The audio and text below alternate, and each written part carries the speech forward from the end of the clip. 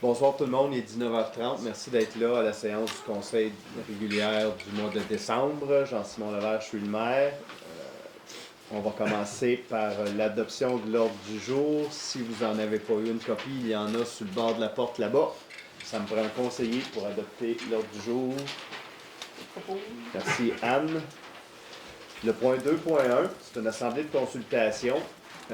Donc, c'est pour amender un règlement de zonage afin de retirer les dispositions applicables aux distances prévues à l'aménagement de tout nouvel accès, y compris l'espace de stationnement à proximité des lacs et cours d'eau à débit régulier en périmètre urbain. Jérémy, je te laisse la parole. Merci. C'est... Il y a eu des modifications dans le schéma d'aménagement il y a quelques mois de ça par rapport aux allées d'accès. Donc, on peut maintenant diminuer, dans le fond, la distance d'un allée d'accès ou un stationnement avec cours d'eau, rivière, ruisseau, cours d'eau intermittent, cours d'eau régulier, lac, tout milieu hydrique finalement. Donc, c'est seulement dans le périmètre urbain. Donc, on a décidé d'appliquer cette nouvelle réglementation-là qu'on pouvait faire. J'explique pourquoi. En fait, pour ceux qui ne savent pas, là, dans le fond, un bâtiment résidentiel ou un bâtiment, n'importe quel bâtiment, une remise, peu importe, doit être à un minimum de 10 mètres ou de 15 mètres selon la pente. Donc, une bande de protection riveraine normale là, de tout cours d'eau, tout milieu hydrique. Donc, ce qui faisait un non-sens d'avoir une allée d'accès à 20 mètres dans le périmètre urbain. Donc, parce qu'on eut un stationnement. Donc, on se stationnait et le bâtiment était plus loin, par exemple. Donc, si le bâtiment, par exemple, était à 10 ou 12 mètres de la limite des hautes eaux du cours d'eau, on se retrouvait à avoir un stationnement à 20 mètres. Donc, évidemment, ça ne fait aucun sens d'aller marcher jusqu'à sa propriété. Ça ne s'applique pas en dehors du périmètre urbain. Donc, en dehors du périmètre urbain, les bâtiments, n'importe quel bâtiment encore une fois, c'est 20 mètres d'un cours d'eau d'un milieu hydrique. Et c'est la même affaire pour les stationnements et les allées véhiculaires, les allées d'accès. Ça s'applique seulement au périmètre urbain, donc c'est 10 ou 15 mètres selon la pente, là, une bande de protection riveraine normale là, selon les normes gouvernementales. Donc ça fait le tour de celui-là. Est-ce qu'il y avait des questions? Disons un style cabanon, est-ce que ça suit les mêmes règles? Oui, donc si on a un cabanon, c'est exactement ça. Donc il faut être à 10 mètres.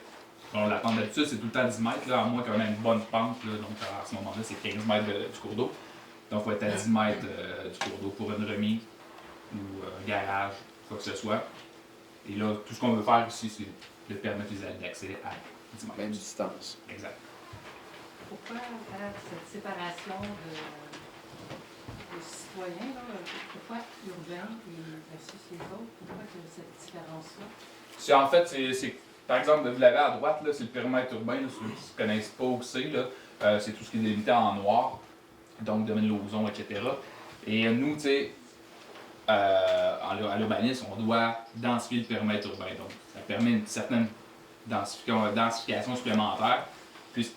Mais en dehors du périmètre urbain, évidemment, on ne veut pas densifier cet endroit-là, donc c'est plus logique qu'on soit à 20 mètres, qu'on protège plus l'environnement à ces endroits-là. Et surtout que les bâtiments sont à 20 mètres aussi.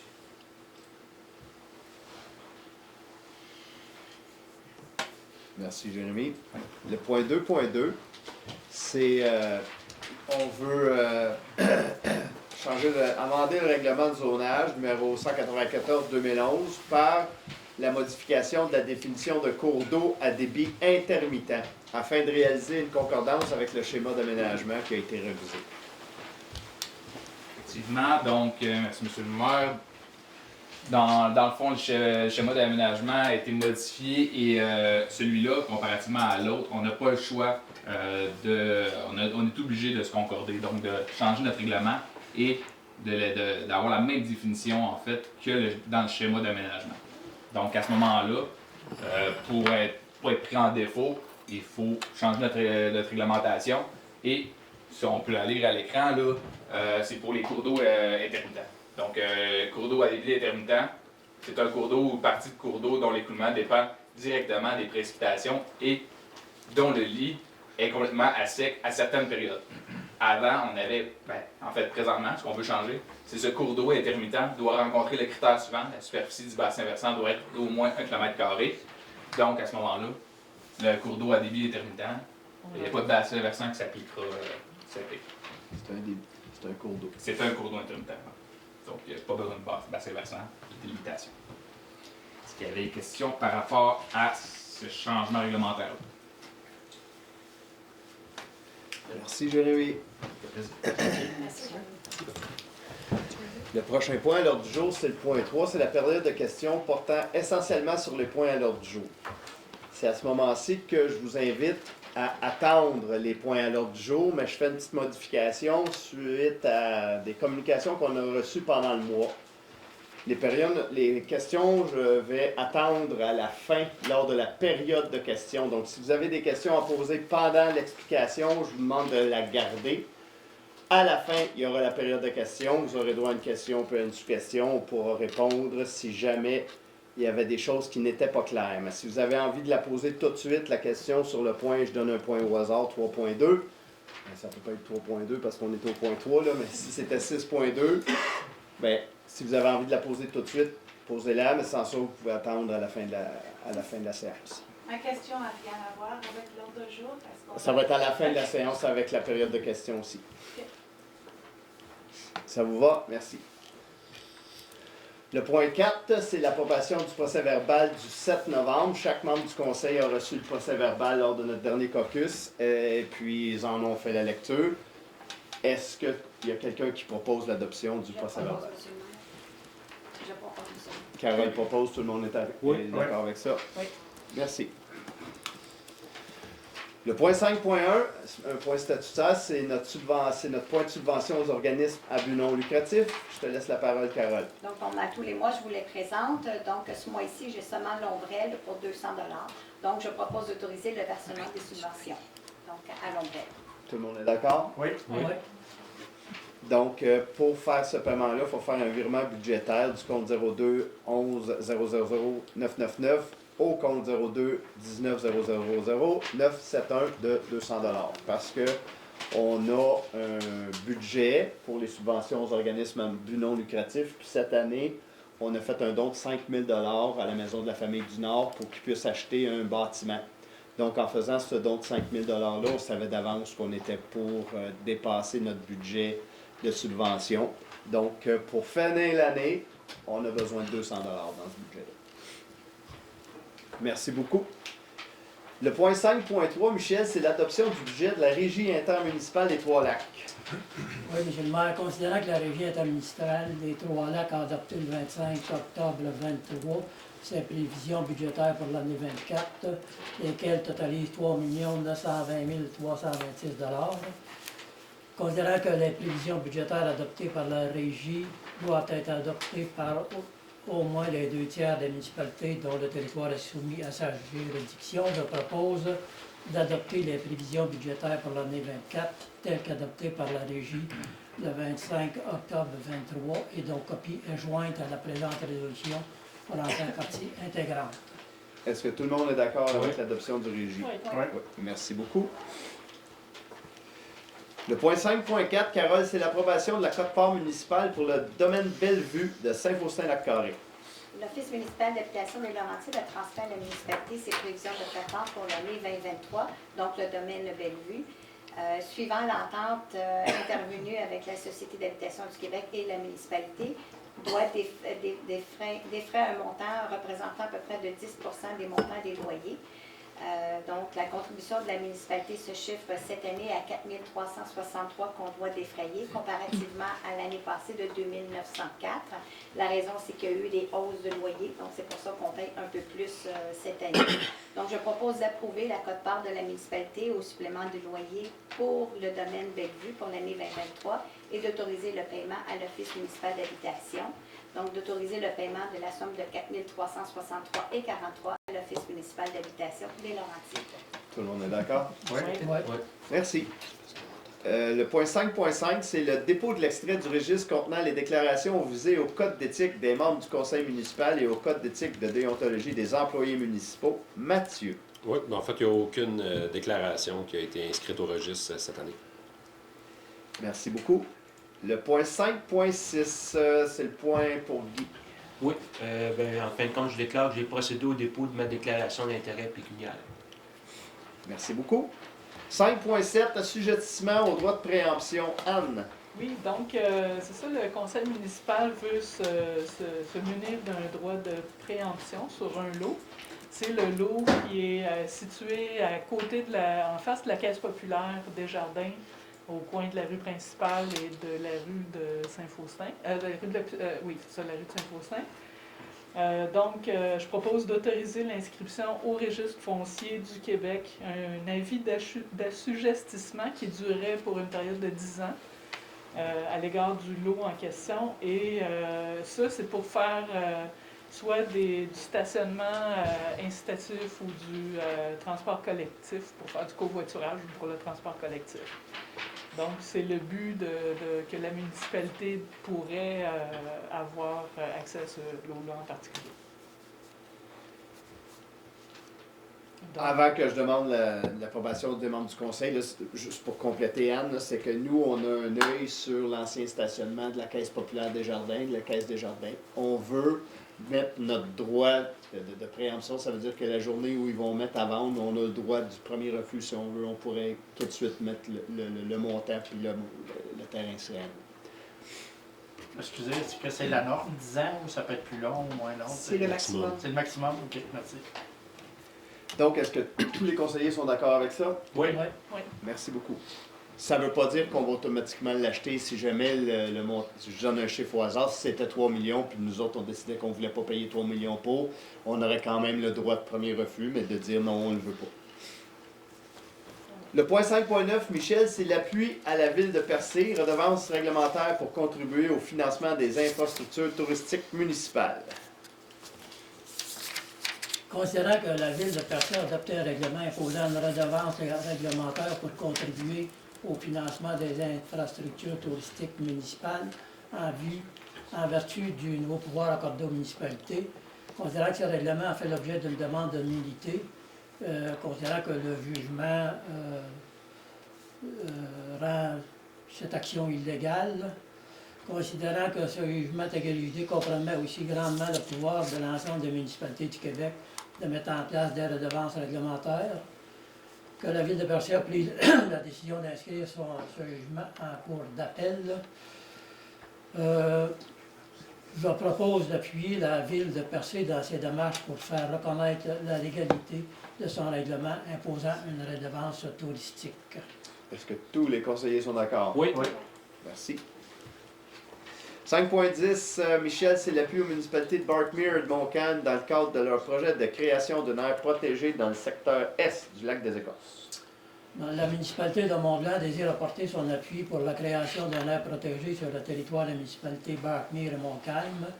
La protection du territoire public à l'est du lac des Écorces est essentielle pour préserver les ressources hydrologiques du lac et son bassin versant.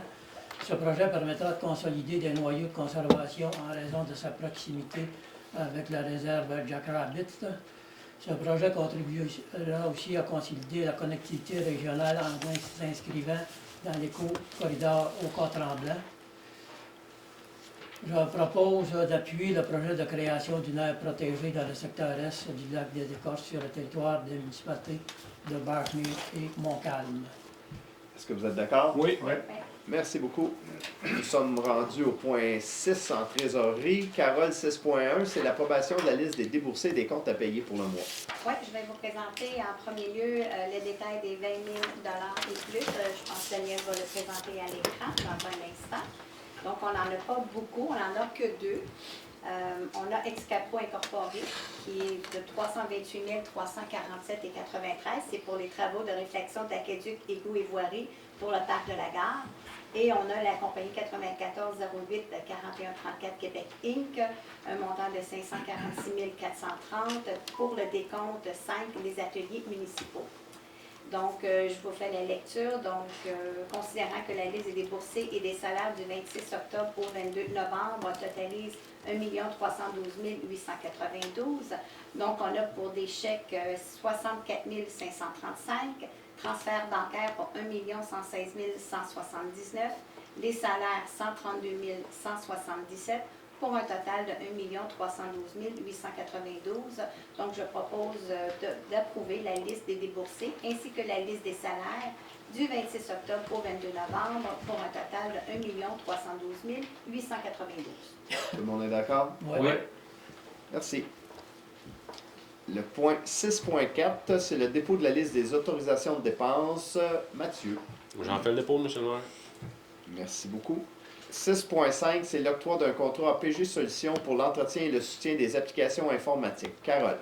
Donc, considérant que PG Solutions offre à la municipalité un contrat d'entretien et de soutien des applications informatiques, la disposition du paragraphe 1 du premier alinéa de l'article 838 du Code municipal permet à la municipalité d'octroyer un tel contrat de gré à gré. Donc, je propose d'octroyer à PG Solutions un contrat d'entretien et de soutien des applications informatiques au montant de 32 095 plus les taxes, donc pour un total de 36 970 et 22 pour l'année 2024. Donc, c'est le système informatique que la municipalité utilise pour la gestion. On peut noter qu'en 2023, c'était 30 022, puis là, c'est 32 095. Petite augmentation. Tout le monde est d'accord? Oui. Oui. Merci beaucoup. 6.6, un avis de motion, Carole. Donc, je donne à la présente Assemblée un avis de motion à l'effet que sera présenté à une séance subséquente pour l'adoption un règlement numéro 307-2023 décrétant les tarifs municipaux applicables à compter du 1er janvier 2024 et procède au dépôt du projet du règlement 307-2023. Merci beaucoup. Nous sommes rendus aux travaux publics. 8.1, c'est une demande de versement de subvention. Guy. Oui, en fin de compte, c'est une réduction de compte pour le volet projet particulier du PAVL, le programme d'aide à la voirie locale. Donc, il y a une demande qui a été faite pour une route de la municipalité. Les travaux ont été réalisés. Donc, il y a eu une transmission de réduction de compte qui a été effectuée à la fin de la réalisation des travaux. Puis cette réduction de compte-là devait être faite au plus tard le 31 décembre 2023. Donc, considérant que le versement de la subvention est conditionnel à l'acceptation par le ministre de la reddition de compte, considérant que la reddition de compte est jugée, si la reddition de compte est jugée conforme, le ministre fait un versement aux municipalités en fonction de la liste des travaux qu'il a approuvés sans toutefois excéder le montant maximal de l'aide tel qu'il apparaît à la lettre d'annonce.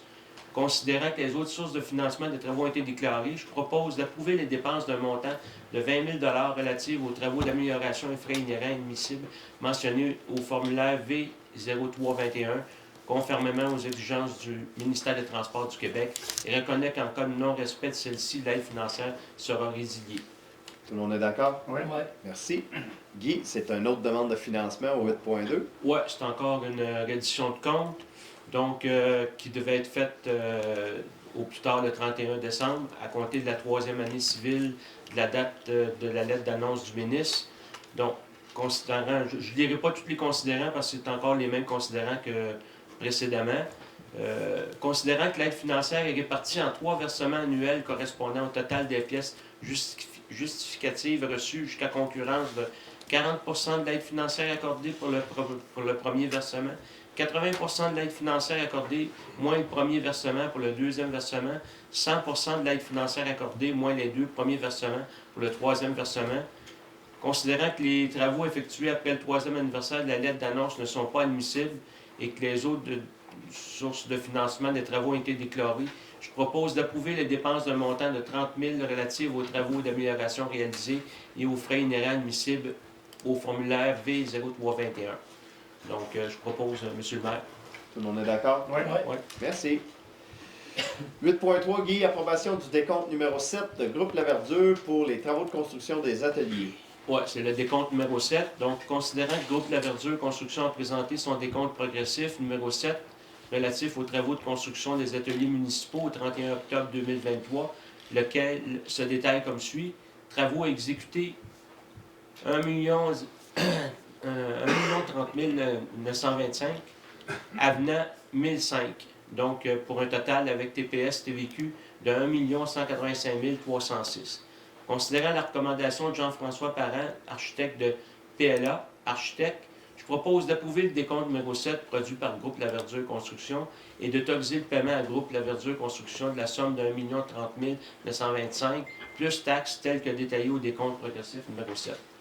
Mathieu, c'est correct les avenants? On avait un petit quelque chose puis tu l'as vérifié. Ok. On va peut-être juste mentionner qu'on présente 1 000 d'avenant, mais dedans, il y a 15 000 de crédit puis 16 000 de facture. Ça arrive à 1 000 mais Parfait. c'est là qu'on dit que les chiffres, il faut les regarder un peu de temps en temps. Merci. Est-ce que tout le monde est d'accord avec ça? Ouais. Ouais. Merci Oui. beaucoup. 8.4, Guy, modification au contrat octroyé à Normec. Oui, considérant qu'un contrat a été octroyé à Normec Construction le 29 juin 2021 par une résolution pour les travaux de déneigement et de déglaçage d'une partie de territoire, considérant que la municipalité souhaite ajouter le déneigement et le déglaçage du chemin de la terrasse du Golfe d'une longueur approximative de 1,5 km, considérant qu'une modification au contrat octroyé à Normec Construction est donc nécessaire, considérant que le directeur du service des travaux publics et des services techniques a présenté au directeur général une demande justifiant cette modification, considérant l'article 20 du règlement sur la gestion contractuelle, le DG, après avoir étudié cette demande, recommande au Conseil d'accepter la modification au contrat. Je propose d'autoriser la modification du contrat octroyé à Normec pour l'ajout d'un montant de 6 894 plus les taxes pour le déneigement et le déglaçage du chemin terrasse du Golfe. Ce montant étant assujetti à la clause 2.02 variation de prix des documents d'appel d'offres, il sera ajusté annuellement conformément à la dite clause à compter de la saison 2024-25 et pour les saisons subséquentes. Je propose d'affecter la somme de 1 300 de revenus supplémentaires de taxation au paiement de la portion 2023 du contrat et d'autoriser le paiement du premier versement pour l'hiver 2023-2024. Est-ce que tout le monde est d'accord? Ouais. Oui. Merci. Guy, encore octroi de contrat de la génératrice Drummond. Oui, considérant que c'est une offre de service, considérant qu'il y a lieu de procéder à l'entretien régulier de la génératrice située à l'Hôtel de Ville, considérant l'offre de service de génératrice Drummond en date du 26 septembre 2023, je propose d'autoriser le maire et le DG à signer l'offre de service de génératrice Drummond au coût de 866 plus taxes pour l'entretien et 301 $ plus taxes par année pour les pièces d'entretien pour une durée de 3 ans, du 1er janvier 24 au 31 décembre 26, pour un coût total de 3 502 $ plus taxes telles que plus amplement décrit à l'offre de service précitée. Tout le monde est d'accord? Ouais. Merci beaucoup. En espérant qu'on n'ait pas encore de grandes pannes et qu'on n'ait pas à s'en servir trop. 8.6, octroi de contrat pour l'année 2024 pour le service des travaux publics. Guy? Oui, c'est encore des petits contrats qu'il faut signer avant le début de l'année 24. Donc, considérant que certains contrats de service de travaux publics doivent être octroyés avant la fin de l'année afin d'assurer la continuité de ces services dès le début janvier 24, je propose d'octroyer les contrats suivants.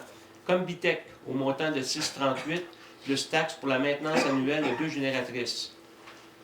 En 2023, ça coûtait 625. Donc, Éco-gestion mécanique au montant de 2420 plus taxes pour l'inspection et le suivi des équipements de contrôle de climatisation, chauffage, ventilation, évacuation et humidification. Ça coûtait 2223.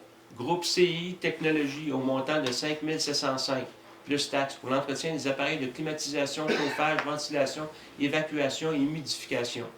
Ça coûtait 5530 en 2023. Solmatec au montant de 9345 plus taxes pour le suivi environnemental de la qualité des eaux souterraines et des eaux de fonte au site d'élimination des neiges usées.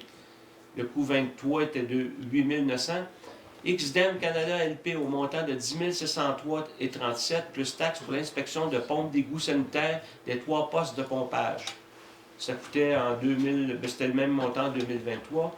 Simsoft Corporation au montant de 5 525 plus taxes pour le logiciel de suivi et contrôle du réseau et de l'usine d'eau potable. Ça coûtait 4 597 en 23. Endress & Hauser au montant de 1 788 plus taxes pour la validation annuelle des débitmètres de l'usine d'eau potable et du réservoir gravitaire. Ça coûtait sensiblement la même chose en 2023. Ecotech H2O au montant de 1850 plus taxes pour le mesurage des boues des étangs. Ça coûtait à 1725 en 2023.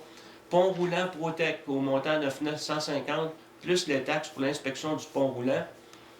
Ça coûtait 900 $ en 2023.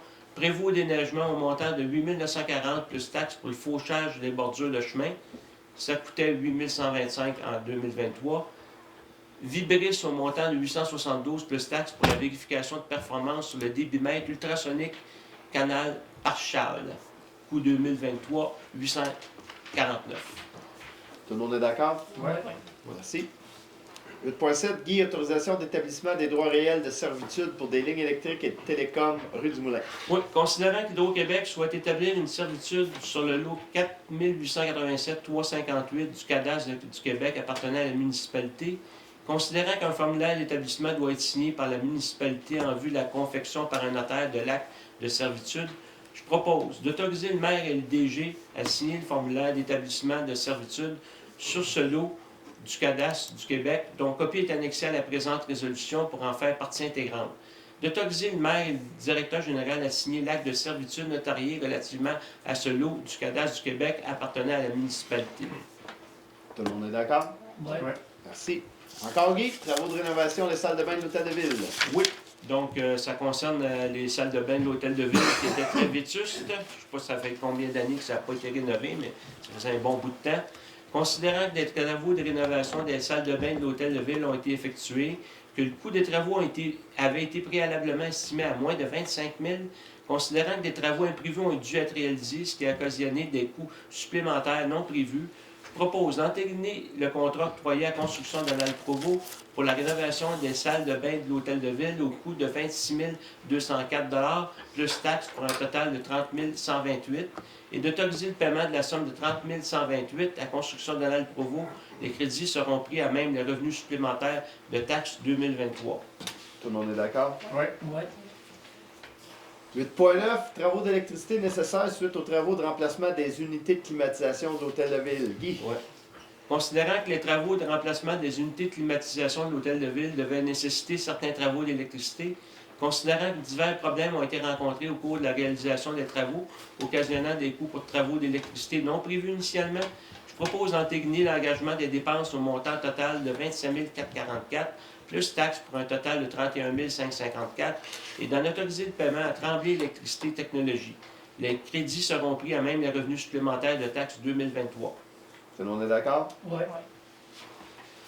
Demande générale de permis de voirie pour travaux à l'intérieur des emprises de route du ministère des Transports pour l'année 2024. Guy? Oui. Considérant que la municipalité doit exécuter des travaux dans l'emprise des routes entretenues par le MTQ, considérant que la municipalité doit obtenir une permission de voirie du MTQ pour intervenir sur les routes entretenues par ce même ministère ou conclure une entente d'entretien avec le ministère, considérant que la municipalité est responsable des travaux dont elle est maître d'œuvre, considérant que la municipalité s'engage à respecter les clauses des permissions de voirie émises ou des ententes d'entretien conclues avec le MTQ, considérant que la municipalité s'engage à remettre les infrastructures routières dans leur état original, je propose de demander au MTQ d'accorder à la municipalité les permissions de voirie au cours de l'année 2024 et d'autoriser M. Martin Letarte, directeur des travaux publics et des services techniques, à signer les permissions de voirie et les ententes d'entretien pour tous les travaux dont les coûts estimés de remise en état des éléments de l'emprise n'excèdent pas 10 000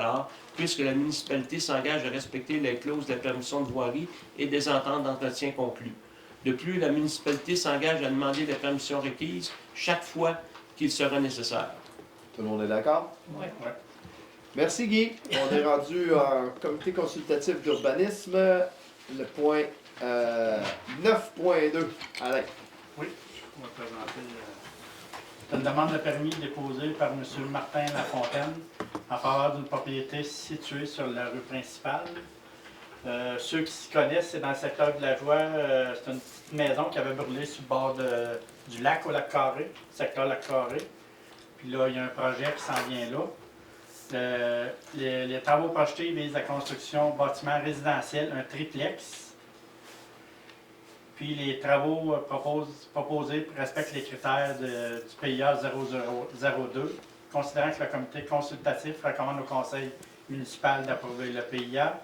Je propose d'approuver le PIA associé à des conditions suivantes: qu'un reboisement de la zone riveraine où était située l'ancienne fondation soit réalisé conformément aux dispositions de reboisement de l'article 199 du règlement de zonage 194-2011, qu'une plantation soit réalisée le long de la rue principale de manière à créer un écran visuel opaque conifère à l'année pour camoufler l'aire de stationnement et les bacs de manière résiduelle, le tout conformément à la recommandation du CCU. Quand on passe au feu, puis on ne rebâtit pas dans la même année, on perd notre droit acquis. C'est pour ça que la nouvelle construction, il faut qu'il se recule pour les nouvelles normes d'aujourd'hui. Est-ce que tout le monde est d'accord avec cette proposition-là? Oui. Oui. Merci. 9.3, c'est une demande d'approbation d'un PIA déposé par Mme Jacqueline Goulet, construction résidentielle. Oui, c'est au Royal Laurentien.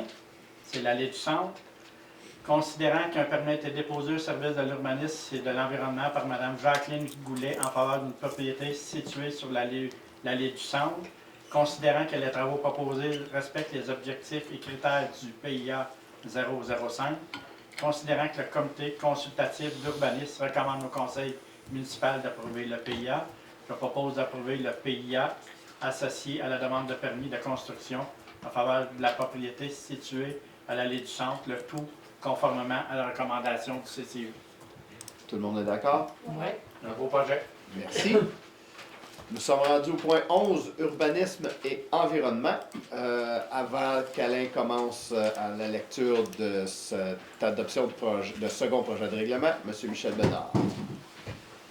Oui, je déclare que je suis susceptible d'être en conflit d'intérêts sur ces questions en raison du fait que je suis personnellement propriétaire de la résidence de tourisme, de même que ma conjointe. Je me suis abstenu de participer aux délibérations et je m'abstiens de voter. Donc, c'est l'adoption du second projet de règlement qui amende le règlement relatif aux usages conditionnels qui avait le numéro 211-212. Maintenant, on veut y assujettir l'usage d'hébergement touristique dans une résidence principale dans la zone VR 794. Je t'écoute, Alain. Considérant qu'en vertu de l'article 23 de la loi sur l'aménagement touristique, aucune disposition d'un règlement municipal adopté en vertu de la loi sur l'aménagement et l'urbanisme ne peut avoir pour effet d'interdire l'exploitation d'un établissement d'hébergement touristique ou est offert au moyen d'une seule réservation de l'hébergement dans la résidence principale de la personne physique qui l'exploite à une personne ou à un seul groupe de personnes liées à la fois et n'incluant aucun repas servi sur place. Considérant que l'alinéa précédent ne s'applique pas à une disposition d'un règlement sur les usages conditionnels introduite par un règlement modifiant le règlement concerné, adopté conformément aux dispositions de la loi section 5, considérant que l'usage de résidence de tourisme dans la zone VR 794 est assujetti au règlement 201-2012 pour les usages conditionnels, considérant que le conseil municipal souhaite également assujettir l'usage d'hébergement touristique dans un établissement de résidence principale dans la zone VR 794 au règlement sur les usages conditionnels, qu'un avis de motion a été donné le 3 octobre, qu'un projet de règlement a été adopté le 3 octobre, qu'une assemblée de consultation s'est tenue le 7 novembre au sujet de ce projet de règlement. Je propose d'adopter le second projet de règlement numéro 201-11-2023, amendant le règlement relatif aux usages conditionnels 201-2012, afin d'y assujettir l'usage d'hébergement touristique dans une résidence principale dans la zone VR 794. Donc, on comprend que dans cette zone-là, l'usage de résidence de tourisme dans une résidence secondaire, il est assujetti au règlement d'usage conditionnel. Donc, ce qu'on fait maintenant, c'est que pour avoir l'approbation de le faire dans une résidence principale, il va falloir faire aussi une demande d'usage conditionnel. Est-ce que tout le monde est d'accord avec ça? Oui. Merci beaucoup. Donc, ça devrait clore notre chapitre sur les usages conditionnels et les résidences de tourisme dans la municipalité de Mont-Blanc. 11.2, Anne. Donc, c'est la confirmation des fonctions et responsabilités de Mme Mylène Richer-Bande, qui agit à titre de coordonnatrice à l'urbanisme et à l'environnement. Donc, elle a été nommée à son titre là, le 7 février dernier. Et puis, cette nomination n'avait pas pour effet de modifier ses fonctions et responsabilités en lien avec l'application de la réglementation d'urbanisme de la municipalité. Donc, c'est pour confirmer que les responsabilités qu'elle avait avant, ça demeure dans sa nouvelle responsabilité aussi. Donc, je propose de confirmer que la nomination de Mme Mylène Richer-Bande à titre de coordonnatrice à l'urbanisme et à l'environnement n'a pas pour effet de modifier ses fonctions et responsabilités dans le cadre de l'application de la réglementation. Plus particulièrement, elle est demeurée et demeure fonctionnaire désignée pour les fins de l'administration et de l'application de la réglementation d'urbanisme, conformément au dispositif de la loi de l'article 15 du règlement 195-2011 sur l'application et l'administration de la réglementation de l'urbanisme. Est-ce que tout le monde est d'accord? Ouais. Merci, Anne. On est rendu au point 13, sport, loisirs et culture. Carole, c'est un avis de motion. Donc, je donne à la présente Assemblée un avis de motion à l'effet qui sera présenté à une séance subséquente pour l'adoption un règlement numéro 93-6-2023, amendant le règlement numéro 93-2011, ayant pour l'objet de constituer le comité consultatif sur la culture afin de réserver un poste de membre à un représentant de la Maison des Arts de Saint-Faustin et procéder au dépôt du projet du règlement 93-6-2023. Merci. 13.2, c'est la nomination de Carole. Anne. Oui, donc c'est la nomination de Carole Auster, qui est ici à titre de représentante de la municipalité à l'organisme Concert Action, Soutien Autonomie des Laurentides. Donc c'est la CASA. Considérant que Madame la conseillère Carole Auster est également membre du comité de suivi de plan d'action MADA et politique familiale, a manifesté son intérêt à remplacer Madame Diane Beaulieu à titre de représentante de la municipalité auprès de l'organisme Concert Action Soutien Autonomie des Laurentides. Je propose de nommer Madame Carole Auster à ce titre de représentante de la municipalité. Carole, tu acceptes? Est-ce que tout le monde est d'accord? Ouais. Merci, Carole. Merci, Carole. 13.3, location d'une salle gratuite. Michel. Considérant que Concertation Jeunesse de la MRC de Laurentides demande la possibilité de bénéficier de la location gratuite d'une salle pour la tenue de leur assemblée générale le 9 février 24, je propose d'accepter de prêter gratuitement une salle à Concertation Jeunesse de la MRC de Laurentides. Tout le monde est d'accord? Oui. Merci. 13.5, c'est l'embauche. Michel. Considérant qu'il y a lieu de procéder à l'embauche d'un préposé d'infrastructure de loisirs d'hiver pour la saison 23-24, considérant que M. Christian Lecomte recommande l'embauche de M. Eric Hallink, je propose de procéder à l'embauche de M. Hallink au poste de préposé aux infrastructures de loisirs d'hiver pour la saison 23-24 du 6 décembre 23 au 17 mars 24. Tout le monde est d'accord? Oui. Merci. Nous sommes rendus au point 14, c'est le tour de table des membres du conseil. Donc, Anne. Oui, c'est ça. Moi, je voulais rendre compte des travaux du CCE. On m'avait demandé de faire un petit update là, de ce qui est discuté au CCE. Donc, je voulais juste vous donner les points sur lesquels on s'est penché au mois dernier. Donc, on a regardé le plan Nature 2030 du gouvernement du Québec qui vise à protéger 30% du territoire québécois pour le protéger, là, dans le fond. On a parlé du projet de jardin de pluie qui avait été suggéré par quelqu'un de la municipalité. On a parlé aussi du dossier de Miriaphée-Laipi qui nous préoccupe beaucoup à chaque mois.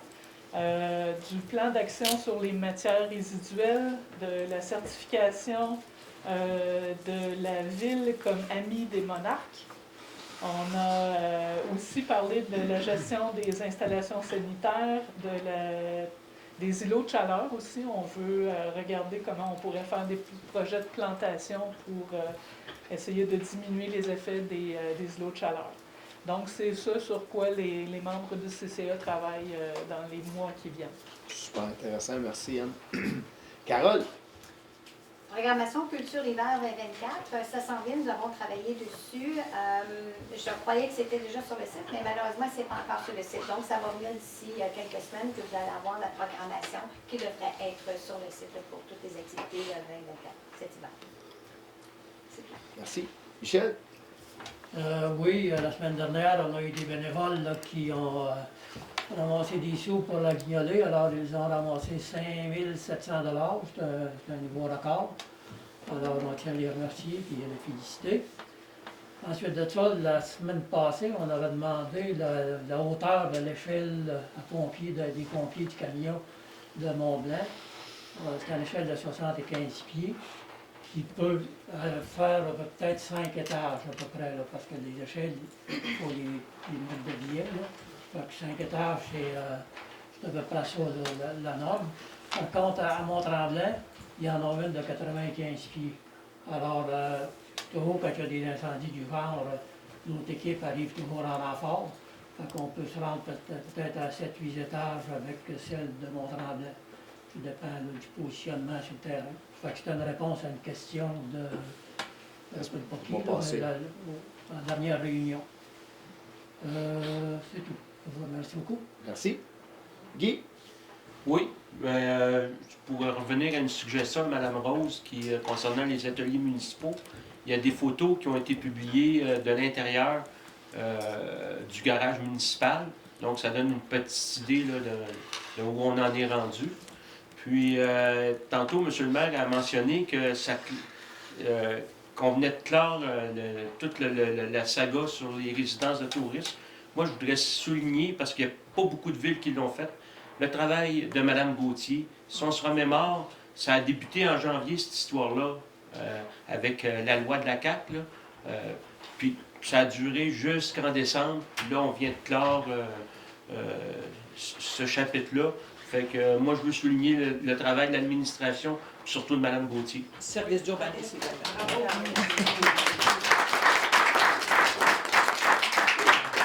Il y a plusieurs heures qui ont été mises dans ce dossier-là, mais le service d'urbanisme aussi en a mis beaucoup. Effectivement, c'était un dossier d'envergure. Merci, Guy. Alain? Rien de spécial, M. le maire. Moi, j'avais une réponse aussi à donner. On s'est fait demander de valider l'accès au lac Nantel. Il y avait des gens qui posaient la question, est-ce que c'était le golfe Royal Laurentien qui disait à ses clients qu'ils pouvaient aller utiliser le golfe, voyons, je vais le dire, accès au lac Nantel. Finalement, les dirigeants du golfe nous ont informé que non. Notre perception de la chose, c'est que ce serait probablement les propriétaires des Airbnb qui sont autour et très proches qui auraient donné l'information de l'accessibilité au lac Nantel. Parce que en fait, il y a plusieurs chalets du golfe Royal qui sont situés sur un lac, fait que ça ne leur donne rien de donner accès à d'autres lacs. Je veux aussi vous informer que le 19 décembre, c'est la séance spéciale pour le budget municipal. Je vous invite à... La séance est à 19h30, mais je vous invite à arriver un peu avant, parce qu'à 19h, Caroline de la MRC va venir nous expliquer le dépôt de rôle, va venir nous expliquer la démarche qu'ils ont faite pour les nouvelles évaluations de notre municipalité. Donc, ça pourrait répondre à plusieurs questions de nos résidents. Au niveau de l'administration, est-ce qu'on avait des points de tour de table? Non, merci.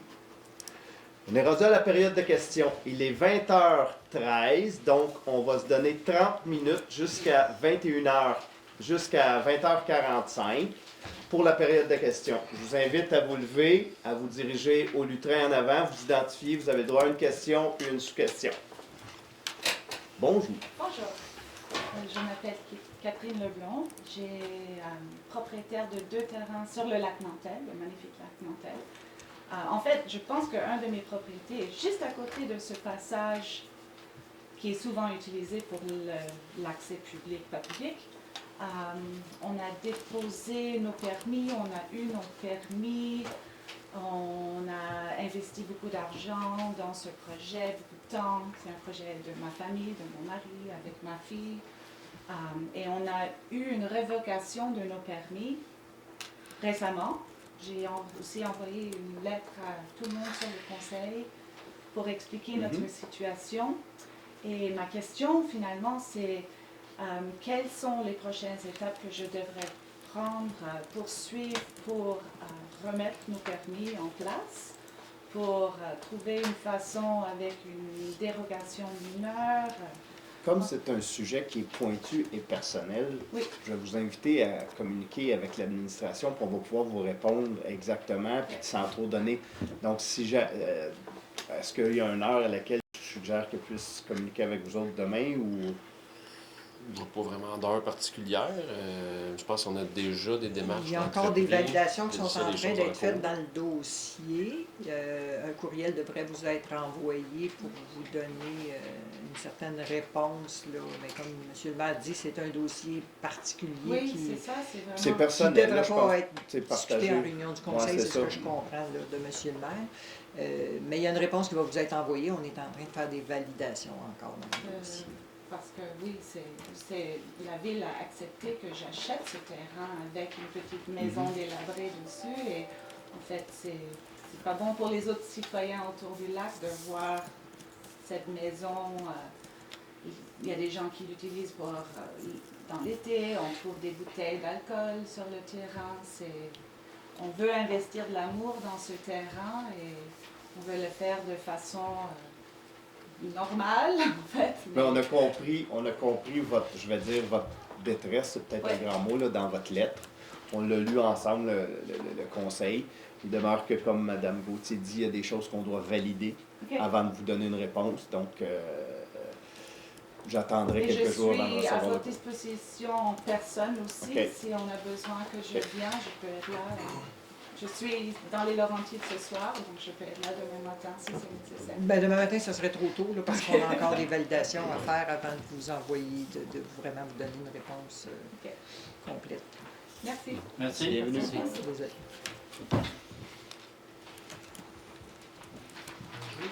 Bonjour, Carl Pelly. C'est une question de clarification concernant le point 11.2, la nomination de Mme Richard. Oui. Ce que j'ai compris, c'est que par ses anciennes fonctions, ce qu'elle exerçait d'application des règlements, ça demeure inchangé. Exact. C'est ce que je comprends. Qu'en est-il de toute la partie rôle conseil en environnement qu'elle a exercé au cours des 10 dernières années, qui nous supportait? Est-ce que ce rôle conseil est maintenu avec ses nouvelles fonctions? Oui, c'est ça. Ça aussi, c'est maintenant avec les nouvelles fonctions. Ce qui change, dans le fond, c'est vraiment l'inspection comme telle sur les sites. Donc, elle n'est plus sur le terrain comme elle était anciennement. OK. C'est ça qui Mais change. Ouais. sa collaboration dans tous les autres dossiers, Absolument. notamment la mairie Absolument, oui. la rédaction des rapports Oui. sur le programme de surveillance des lacs, ça va continuer? La rédaction des rapports, par exemple, je ne suis pas certaine à 100%. Peut-être Mathieu aurait plus de réponses là-dessus, mais je sais qu'elle est impliquée dans la rédaction des rapports, mais je ne suis pas certaine que c'est elle qui va rédiger les rapports, par contre. Okay. Donc, c'est ça, quand il y a de l'inspection sur les lacs, là, les lacs qu'on fait à chaque année, il y a une portion de l'inspection qu'il faut que ce soit l'inspecteur comme tel qui fasse la rédaction du rapport. Puis mais là, qui fait la rédaction du rapport puis qui entérine ce rapport-là, je ne pourrais pas dire. C'est là, ça, parce que dans le processus, après les analyses, les prises d'échantillonnage et tout, oui. il y a une consolidation à faire. Exactement. Puis il y a aussi la communication avec le RSVL dans le cas où les lacs sont assujettis au RSVL. Tout à fait. Ça, c'est ça. Les fonctions vont rester, en tout cas, soit à l'inspecteur, soit à Mylène, mais c'est ça. Qui émet ce rapport-là au RSVL, je ne suis pas certaine là, qui est-ce qui va le faire, si c'est Mylène encore, ou si ça va être le nouvel inspecteur qu'on voudrait avoir. Là. En tout cas, des questions de budget, là, je ne peux pas dire qu'on va en avoir un. Mais Non, je comprends. c'est ça. OK. Ben, je vous remercie. Merci beaucoup.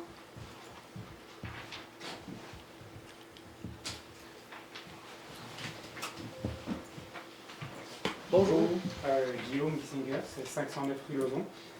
J'avais simplement une question pour comprendre un peu mieux le 8.10, demande générale de permis de voirie pour travaux à l'intérieur d'emprise de route de NTQ. Comment est-ce que ça fonctionne en fait? Est-ce que vous allez faire vous-même les travaux? Est-ce que c'est plus pour ma compréhension personnelle, vous avez mentionné clause de permission de voirie, en fait c'est pour pouvoir aller intervenir sur l'emprise des routes de NTQ, faire des travaux d'entretien? Exactement. Dans le fond, c'est qu'on travaille Ici, la rue principale, notamment, c'est une rue qui appartient au MTQ. Donc, si on a des travaux à faire, par exemple, il y a un bris d'aqueduc, c'est notre infrastructure qui est brisée. Donc, on doit intervenir, mais on est sur la route du ministère. Donc, on leur demande la permission d'intervenir à ce moment-là. Parce que c'est pas chez nous, c'est pas notre rue. Donc, on doit demander la permission au ministère pour faire des travaux. Ah, c'est juste pour avoir la permission, c'est Ouais, pas... voilà. Je pensais que c'était comme un droit acquis de faire des travaux dessus. Donc, vous êtes tributaire quand même de tous les délais, en fait, avec MTQ. Est-ce que vous allez quand même pouvoir faire les travaux dans l'année? Bien, pour les permis de voirie, des permissions de voirie, ça va quand même assez vite. Il y a d'autres demandes qui sont... C'est ça, c'est habituellement, tu sais, 10 000 ça paraît gros, mais tu sais, aller changer, faire une réparation d'asphalte ou quoi que ce soit suite à des travaux d'aqueduc, ça monte vite, là, 10 000 dans ces cas-là. Mais, tu sais, je vous dirais grosso modo, ça, c'est des travaux mineurs, fait que ça va assez rapidement.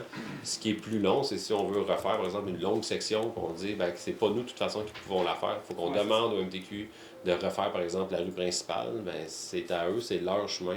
Donc ça, c'est plus compliqué, plus long. Évidemment, les sommes sont plus importantes. OK, merci beaucoup. Bienvenue.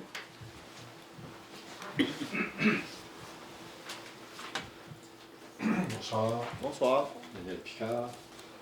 Alors, deux questions, peut-être. Question sous question.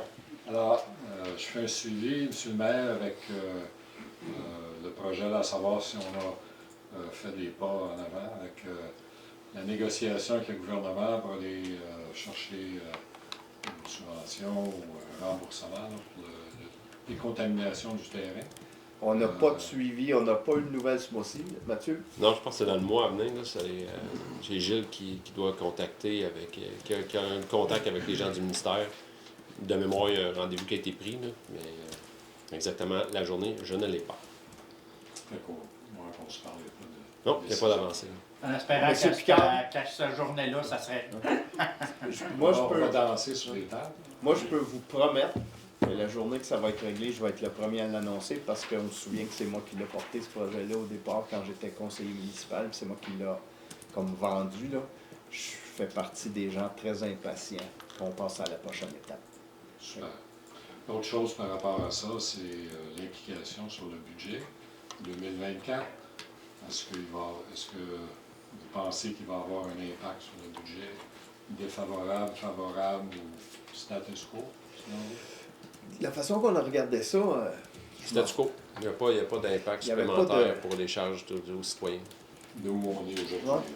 Non. Puis, dans le fond, ce que le Conseil a calculé, c'est ultimement, ce qu'on charge aux citoyens, c'est ce qu'on estime que ça va coûter un coût. Que le terrain va être vendu, que la subvention va être confirmée des montants. On va d'estimer. Mon 30 sous va être aussi bon que le vôtre, ou votre boule de cristal est aussi bon que la mienne pour certains éléments. Mais on a estimé des montants qu'on devrait recevoir en fonction du coût des contaminations. Donc, quel aurait été le montant réellement emprunté net, par exemple, le coût du projet. Puis c'est sur cette base-là que les citoyens sont taxés. Alors, si je comprends bien ce que vous dites, si un règlement en 2024, ça n'a pas fait partie d'une façon ou d'une autre de la préparation du budget, il y aura un impact favorable en 2024. Au contraire.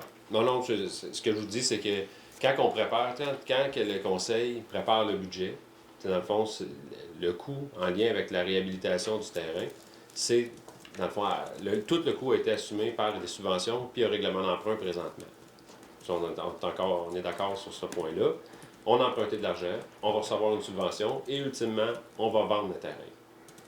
Donc, un coup que le terrain va être vendu, la subvention va être confirmée, on va savoir exactement quel montant net est dans le fond, le coût que ça a coûté pour les contribuables. Et on a estimé le montant que ça coûterait pour les contribuables, un coup tous les revenus sont rentrés. Disons-le comme ça, tous les revenus sont rentrés. Puis on s'est dit, les citoyens vont payer l'emprunt en lien avec ce montant-là. Ce qui reste. Avec ce qui reste. Fait que ce qui a été taxé en 2023, c'est exactement ça. Le coût que vous avez payé dans votre compte de taxe sur la ligne du service de la dette, la portion attribuable à ce qu'on estime que ça va coûter, c'est la même chose qu'en 2024. C'est le même processus que le Conseil a regardé dans la réunion de samedi. C'est le même principe. Donc, c'est statu quo essentiellement. Alors, on paye en ce moment pour cette décontamination-là. Oui, tout à fait. Puis, en espérant là, qu'on va recevoir de quoi là, par la suite. Oui, Puis que le terrain soit vendu peut-être plus cher Ouais, c'est que ça. notre estimation aussi. Là. C'est bon. C'est bon pour ça, juste une autre question. J'ai une Vous demande. êtes rendu à 3, là. c'est le sujet. L'inflation. J'ai dit, si je veux être équitable envers tout le monde, j'ai dit une question, vous reviendrez si jamais on a encore du temps. C'est-tu bon, ça? Merci. Rapide, c'est juste un statement, pas une question. Ben, Je fais une demande formelle. Si vous voulez que je le fasse par écrit, je vais le faire. C'est lorsqu'on va présenter l'information, on va vulgariser, on peut le définir comme on veut, en 2024, le 19 décembre, vous avez dit? oui. Qu'on inclut une présentation des chiffres actuels pour l'année 2023. Ah, il va y avoir un comparatif, c'est sûr. Comme si on aurait Oui. un comparatif. Je ne me Oui. souviens pas les Il y en années a toujours. passées, c'était fait. On le fait C'est tout le toujours temps. fait. Oui. Je- Oui. Alors, ça serait... Parfait, excellent, on va ça acquiescer à votre demande. Super. Merci. Bienvenue. Monsieur le maire, Mathieu. Oui, ça a été déposé au mois de novembre. Le mois de novembre passé, le document a été déposé au conseil ici. On veut le budget 24 comparé avec 2023. Ah, le budget 24 on est 2023. Ben, c'est ce que j'ai Mhm. compris. J'ai compris, c'est les projections 2023 que vous vouliez. Oui, l'année réalisée 2023 ou estimée 2023. Estimé, parce que là, on est en cours d'année, c'était difficile d'arriver à la fin, là, mais, Là, oui, on c'est a, ça. on Mais a ça, toujours ça a un été- bon comparatif. mais ça, les états comparatifs ont été déposés à la dernière séance. Ici. Il y a juste une séance ici, effectivement. Oui, ici. Oui, M. Picard, si vous voulez, on peut vous l'envoyer, pas de problème. Mais Oui. Ok. quelqu'un ici dans la Ouais, salle j'ai qui peut-être l'a manqué. demandé d'ailleurs puis qui les a reçus. Merci. Pas de problème, vous pouvez m'envoyer un courriel, on va vous les envoyer. Super. Une question puis une sous-question. Merci pour le 19 décembre. Vous avez mentionné qu'il y aura présentation du budget. Comme vous le faites avec l'agenda des séances du Conseil, vous envoyez d'avance l'agenda pour permettre aux citoyens de regarder avant de se montrer ici pour écouter la présentation budgétaire 2024. Avez-vous l'intention d'envoyer vos documents une journée, quelques heures avant, pour que les citoyens puissent en prendre connaissance? Ça, c'est avant la l'administration qui réunion va vous du répondre à 19? ça. Ben, c'était pas l'habitude nécessairement de montrer la présentation avant la séance du budget. Ça sera à vous de décider si vous désirez. Vous parliez-vous juste de l'heure du jour? Non, je parlerai de la présentation que vous allez faire pour que les citoyens puissent regarder et arriver informés avant la présentation budgétaire. Parce que sans ça, vous savez, c'est pas évident de faire une présentation budgétaire, moi, j'en conviens. Pas évident. Exact. Mais si on l'a avant, on peut regarder, puis avoir des questions intelligentes, puis se montrer intéressé, puis poser des questions. C'est juste ça que je dis. Mais si vous le faites sur le spot, comme on dit, Ben, je trouve que c'est pas une mauvaise idée. Là, C'est juste qu'on va-tu vraiment l'avoir On va être prêt. fini avant? Ouais, c'est ça. ben, mettons quelques heures avant. Peut-être. Vous allez l'avoir quelques heures avant? ben, On a-tu là, le droit de Mathieu et faire moi, ça? on est à céduler une rencontre pour la finalité du document. Je m'engage, si elle est prête, à la mettre disponible. Est-ce qu'on peut faire ça, Mathieu? Oui. Ben, Mathieu dit qu'il n'y a pas de problème. Si Mathieu dit qu'il n'y a pas de problème, je m'engage. Si elle est Vous autres, prête, c'est- je la mets c'est- disponible. Parfait. Vous allez mettre ça sur le site? Ça va être comme on le fait d'habitude sur le site. Ben, j'imagine que oui, c'est le seul endroit où on dépose des documents actuellement, c'est Internet. C'est OK. Ben, deuxième, c'est à propos du point 5.3. Vous avez adopté le budget de la régie du RITS. C'est pour les Matière, matières. ouais, le- Pour l'année 2024, qu'est-ce que vous avez comme...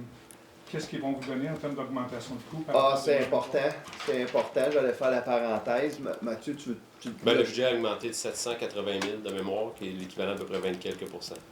Donc, nous, on a une cote-part là-dedans qui est qui est d'une douzaine de pourcents. Fait que nous aussi, oui, définitivement, ça augmente considérablement notre cote-part. Et pourquoi? Excusez, troisième coût de l'essence, remplacement d'un véhicule. Les matières premières aussi, L'entretien des véhicules était très dispendieux. C'est ça le nœud du problème. Là. Entre autres, souvent il y avait des nouveaux chauffeurs, des gens qui n'avaient pas vraiment l'expérience de ce genre de machinerie. Et ça a causé des problèmes, ils se sont améliorés. Là.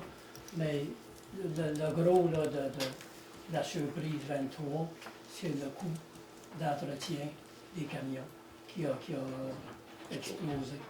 Si on veut. Pour 2024, je veux dire. Comme 2023. Et 23. 23, Ok, mais les 2024, dépenses c'est facile, vont augmenter, donc il faut augmenter le budget en 24 aussi. Là. Mais le problème, il vient, disons, si on veut, Si on recule un peu, de 23, que ça a coûté beaucoup plus cher pour l'entretien. On est arrivé avec un déficit en 23. Alors, il faut augmenter le budget en 24. Est-ce qu'on anticipe la même chose en 24, c'est ça que vous dites, qu'en 23? Parce que le 23, c'est vrai que ça a coûté plus cher, comme vous le dites, c'est bien clair. Mais en 24, là, c'est le budget 24 qui est là. Il y a eu un déficit là, en 23. Là, Qui est reporté en 24. qui a fait augmenter le budget les années d'après. Là. Puis là, corrige-moi, puis le coût d'enfouissement, il a changé aussi. Hein? Ça, c'est pas en lien, ça. Les matières premières ont beaucoup baissé. Ça, c'est juste la collecte à la RITL. OK. Les matières premières ont baissé.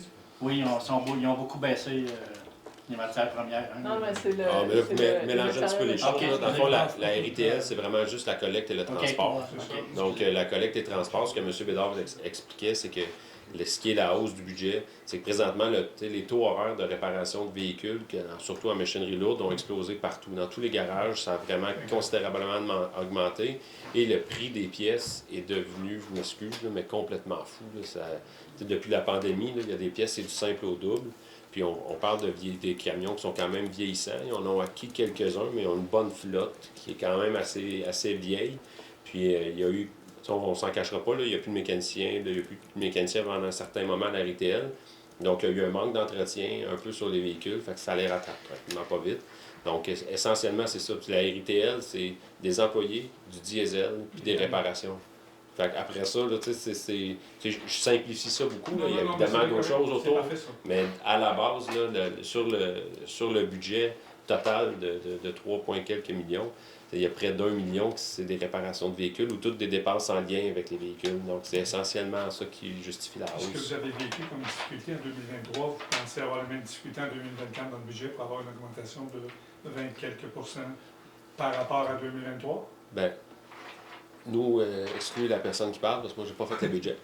C'est le budget de la régie, mais ce qu'ils nous ont estimé, dans le fond, c'est qu'ils ont pris la flotte, ils ont pris les réparations moyennes pour chacun des véhicules, qu'est-ce que ça coûte habituellement, majoré évidemment un peu du coût de la vie et de la désuétude de certains véhicules, sont arrivés à un montant X par véhicule, puis ultimement, force est d'admettre qu'ils sont pas mal dedans, parce que le montant qu'on regarde à chacun des véhicules, tu sais, nous, dans le fond, là, dans nos systèmes comptables, on parlait de PG tantôt, c'est le même à la RITL. On peut savoir par véhicule qu'est-ce que ça coûte. Et probablement qu'ils en sont arrivés à cette conclusion. Donc, une augmentation de 20 quelques % en 2024 par rapport à 2023 pour ce poste de dépense-là. En fait, pour ce poste de dépense-là, probablement plus, mais pour tout ce qui se considère la RITL, le budget global de la RITL a augmenté d'une vingtaine de %. OK, parfait. Merci. Il nous reste une quinzaine de minutes. Oui. Diane Sarrazin. Bonjour. Bonsoir. Bonsoir. Ça serait faire une suggestion pour les déchets, matières compostables. Si les citoyens mettaient au chemin que les poubelles qui sont à moitié remplies, ça sauverait beaucoup d'arrêts aux camions qui passent et les sensibiliser pour qu'ils enlèvent leurs poubelles sur semaine ou la fin de semaine suivante. Parce que je pense que les gens, il y en a qui laissent leurs 3 poubelles là, puis qui sont là les fins de semaine. Ben, c'est pas une belle décoration, mais s'ils réalisaient que, mettons, les matières recyclables, d'attendre que leur bac soit à moitié pour le laisser là, peut-être qu'ils le mettraient une fois par 2 mois au lieu de le laisser sur le bord de la route. C'est une question de sensibilisation, parce que c'est pas une belle décoration. Je suis d'accord avec vous, mais il demeure que ça prend quelqu'un pour contrôler ça. C'est ça, puis il y a comme une problématique aussi quand les bacs sont trop pleins. Tu sais, mettons une semaine, c'est difficile à gérer les camions, parce que le camion a toujours la même grosseur, le camion qui passe. Fait que si une semaine, tout le monde a mis ses bacs bien pleins, comme c'est arrivé là, à la fête de l'Action de grâce, là, autour de la fête de l'Action de grâce, les camions sont trop pleins. Fait que c'est comme, je comprends votre point de vue, tu sais, de juste sortir les bacs qui sont pas à moitié vides, là, dans le fond, les bacs qui sont plus pleins plutôt que plus vides. Mais il y a une question de volume aussi là, à gérer. Mais ne serait-ce que ceux qui ont des chalets, ils ne peuvent pas avoir le recyclage, même à moitié, après 1 ou 2 fins de semaine, c'est impossible. Là. C'est juste qu'ils ramassent leurs poubelles, qu'ils enlèvent du bord de la route. Oui. Et mon point B, ça ramasse ça. Les déneigeurs de la ville, ce matin, ont passé, puis il y avait très peu de neige à ramasser, mais ils ont passé. l'accroche, notre bac de compost était pas sur le bord de la route, mais vraiment en deçà. Et ils ont réussi à le faire tomber. Appelez au service des travaux publics, vous dites l'heure à laquelle le conducteur est passé, puis Martin va se faire un plaisir de parler au conducteur. Parce que là, nous, on est obligés d'aller voir. Puis le comprends bac ça. n'était pas ramassé, il n'était pas vidé, alors Je comprends ça. OK, merci. Oui, je vous suggère fortement de le faire. Parfait, merci. C'est sûr que si notre chauffeur il l'a renversé puis il l'a pas ramassé, c'est pas trop. Puis en plus, c'est qu'on. Il y Ben avait ouais, un c'est certain ça. poids quand même. Là, c'est pas, Non, je vous suggère fortement de le faire. Parfait, merci. Bienvenue.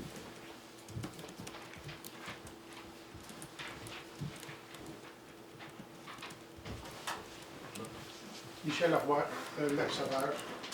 On peut citer aussi les bons coups. On vous remercie pour avoir installé le panneau indicateur de vitesse sur notre chemin. C'est la chose promise. C'est la chose qui a pris du temps à se réaliser. Il a pris du temps à rentrer, comme j'ai pu comprendre. Mais là, il est installé. Il est là. Il Merci. fonctionne. Merci beaucoup. Maintenant, il nous reste d'autres choses. Il y a toujours les dos d'armes amovibles à installer, qu'on espère avoir des nouvelles. Et il y a un peu comme des réducteurs de vitesse qui sont installés dans différentes municipalités, un peu comme à la sortie de Mont-Blanc pour les pistes cyclables. Ils ne mettent que ces genres de poteaux-là avec le bollard au centre et quelques réducteurs de vitesse, ce qui psychologiquement réduit la vitesse. Parce que même aujourd'hui, il y a des camions qui passent à toute vitesse. Et beaucoup plus que le 30 km/h. Une fois qu'ils ont passé le panneau indicateur, après ça, ils peuvent se permettre. Le camion de vidange passe vite aussi quand il sort. Il n'y a plus besoin d'arrêter. La charrue, c'est sûr qu'elle passe vite parce qu'elle veut pousser la neige le plus loin possible. Vous avez fait les démarches avec la politique, avec vos voisins. Vous avez fait toute cette démarche-là, c'est remis à Martin? Non, c'est pas fait encore, mais ça va se faire. Parfait. Et il nous restait un autre point. Oui, au mois de juillet, l'Assemblée de mois de juillet, il y a eu une plainte concernant le chemin qui se rend à Mont-Tremblant de notre côté, là, et je pense que c'est vous qui avez dit que vous passiez là en motocyclette. Non, c'est moi. C'est lui. Bon. Et puis, dans les semaines qui ont suivi, le chemin était réparé. C'est une bonne chose. C'est M. Lacasse qui avait emmené ce point-là. Bon, le chemin était réparé. Nous, sur le haut de la montagne, avant de descendre au lac Sauvage, il y a quand même des dénivellations de chemins qui sont défoncés, dues toujours à l'installation de l'Hydro-Québec. Et je ne comprends pas comment ça se fait que ce bout de chemin-là n'a pas été réparé en même temps que le reste. Parce que là, vous avez des 6 pouces de différence entre le centre du chemin et la roulière de droite ou l'ornière de droite. Alors, je ne comprends pas comment ça se fait que ce bout de chemin-là n'a pas été réparé au moment où Hydro-Québec s'est engagé à réparer le chemin au complet. Je peux pas vous répondre, là, je comprends pas. En bas et avant, ça a été réparé, mais en haut de la montagne, ça n'a pas été réparé. On peut faire un suivi. Ça, c'est sur le chemin des Lacs Sauvages, je parlais. Oui. Après le chemin Lamoureux, puis en s'en vers le lac. En haut, là, juste avant de descendre. Sur le bouton. OK. Ben, je sais où à peu près. On posera la Effectivement, question à là, on va, Martin, regarder, on on va donne la valider réponse pour qu'est-ce qui est à faire, mais... Merci beaucoup. Merci. Bienvenue.